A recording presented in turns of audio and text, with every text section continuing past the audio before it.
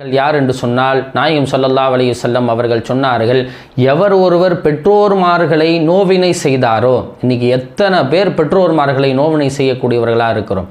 வார்த்தைகளால், செயல்பாடுகளால், சொல்லால், நம்மளுடைய காரியங்களால், நம்மளுடைய பிரச்சனைகளை முன்வைக்கிற விஷயத்தில் எத்தனை சமயங்களில் பெற்றோர்களுடைய உள்ளத்தை நாம் காயப்படுத்திடுறோம். அப்படியே காயப்படுத்தி விட்டாலும் உடனே அவர்களுடன் முஹப்பத்தாக இணைந்து மன்னிப்பு கேட்டு அவர்களுடைய காயப்பட்ட உள்ளத்தை நாம் உடனே சரி செய்து விட்டோம் என்றால் அல்ஹம்துலில்லாஹ், அல்லாஹ் தஆலா மன்னித்து விடுவான்.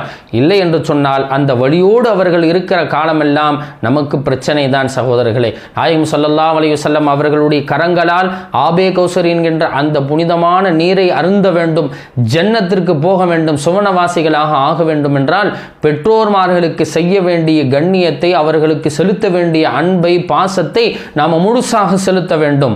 அல்லாஹ் தஆலா குர்ஆனில் சொல்லி காட்டுவதை